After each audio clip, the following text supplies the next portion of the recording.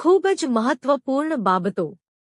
એક ઉનાળામાં ચહેરા પરથી ટેનિંગ દૂર કરવા માટે તમે મુલતાની માટી અને ચંદનને મિક્સ કરીને પણ લગાવી શકો છો. તેમાં થોડા ટીપા ગુલાબજળ મિક્સ કરો. તેનાથી ચહેરાને ઠંડક મળશે અને ખીલ પણ દૂર થશે. આ ઉપરાંત ત્વચાનો ગ્લો પણ વધશે.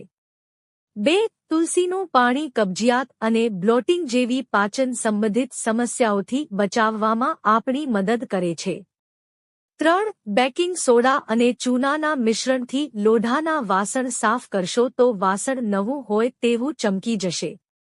4. દહીં પર માખણ લગાવવાથી દહીંનો સ્વાદ કડવો થઈ જશે. 5. દહીં અને બેસનના કેસ વોશની સામગ્રી ડાર્ક સર્કલ્સ અને ડાઘ ઓછા કરવામાં મદદરૂપ છે. 6. કેટલાક લોકોને રાતે જમ્યા પછી કંઈક ગળ્યું ખાવાની ઈચ્છા થાય છે જેમાં તે ચોકલેટ, આઈસ્ક્રીમ જેવો ખોરાક ખાય છે તે પણ તમારું વજન વધારી શકે છે. 7. સારી ગુણવત્તાની બદામ બ્રાઉન હોય છે. તેના પર કોઈ ડાઘા પડતા નથી. 8. કુંવારપાઠાનો હર્બલ જ્યુસ પીવાથી લીવર ખૂબ સારી રીતે કામ કરે છે જેથી તેને લગતા તમામ રોગ દૂર થાય છે. જ્યુસ પીવાથી સ્ત્રીઓમાં માસિકની તકલીફ, પેઢું વધવું, શરીરમાં ચરબીનું પ્રમાણ અટકાવે છે.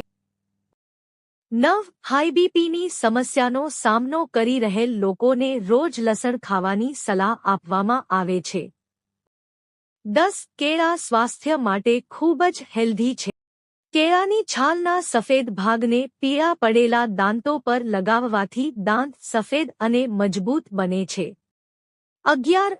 જાયફળ ખૂબ જ ગરમ માનવામાં આવે છે. તેને પીસીને સરસવના તેલમાં મિક્સ કરીને છાતી અને ગરદન પર લગાવો. જે બાળકોને શ્વાસ લેતી વખતે ગડગડાટનો અવાજ આવતો હોય તેમને આ તેલથી માલિશ કરવી જોઈએ. આ તેલ લગાવવાથી સાંધા અને સ્નાયુઓના દુખાવામાં આરામ મળે છે. 12. મેથીને થોડી માત્રામાં જો રોજ લેવામાં આવે તો તેનાથી માનસિક સક્રિયતા વધે છે. 13. લીંબુનો એસિડિક ગુણ મોંમાં બેક્ટેરિયાને ઉત્પન્ન થવા દેતા નથી. તેમજ તેની સુગંધ શ્વાસની દુર્ગંધને ખત્મ કરે છે. 1 કપ પાણી લો. તેમાં 1 કપ લીંબુનું જ્યુસ ઉમેરો અને તેમાં થોડું નમક ઉમેરો.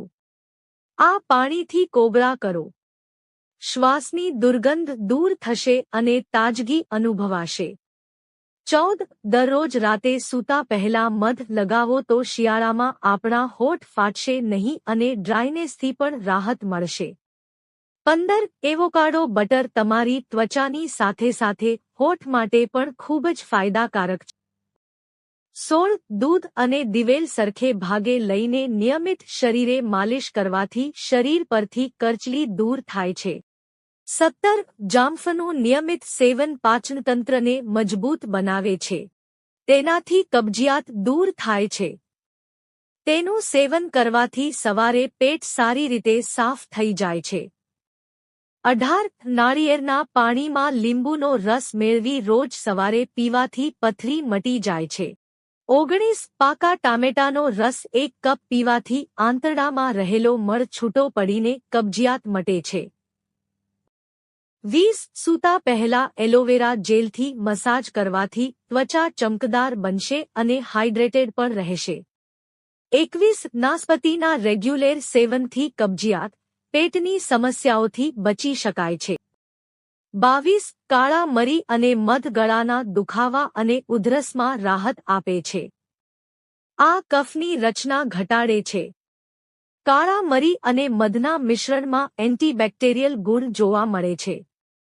તે ગળાના ચેપને દૂર કરે છે અને શરદી અને ઉધરસમાં રાહત આપે છે. 23. સંતરાના રસનું સેવન વૃક્ષ ત્વચાને સામાન્ય કરવામાં ઉપયોગી છે. 2-4. ઉધઈને પૂરી રીતે નાશ કરવા માટે મીઠા અને ગરમ પાણીનું કોમ્બિનેશન એક સારો ઉપાય છે. મીઠાવાળા ગરમ પાણીને સ્પ્રે-વાળી બોટલમાં ભરીને છંટકાવ કરવાથી થોડા દિવસોમાં ઉધઈનો નાશ થઈ જાય છે.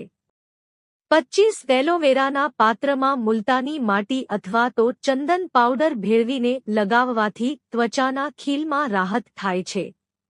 26 દરરોજ સવારે અંજીરનું પાણી પીવાથી રોગપ્રતિકારક શક્તિ મજબૂત બને છે, જેના કારણે વાયરસ અને બેક્ટેરિયાના સંક્રમણનું જોખમ ઘટાડી શકાય છે. 27 સફરજન તમારા બાળકના મગજ માટે સારું છે કારણ કે તેમાં એન્ટીઓક્સિડન્ટ ક્વેર્સેટિન હોય છે જે માનસિક કુશળતા અને ધ્યાન કેન્દ્રિત કરવાની ક્ષમતાને સુધારવામાં મદદ કરે છે. 28 વાળ અકાળે સફેદ થવાનું મુખ્ય કારણ શરીરમાં જરૂરી પોષક તત્વોની ઉણપ છે. આવી સ્થિતિમાં ઘઉંના ઘાસનો પાવડર આ ઉણપને પૂર્ણ કરી શકે છે. 29 નરણા કોઠે સવારે થોડું ગરમ પાણી પીવાથી કબજિયાત મટે છે. 30 ચોખા કે દાળમાં વારંવાર ધનેડા પડી જતા હોય તો આ ઉપાય કરવો. એક સુતરાઉ કપડામાં મીઠું ભરી પોટલી બનાવી લેવી. હવે આ પોટલીને કઠોળ, દાળ, ચોખાની સાથે રાખી દો. આ પોટલી જ્યાં સુધી અનાજમાં રહેશે ત્યાં સુધી ધનેડા કે જીવજંતુ થશે નહીં.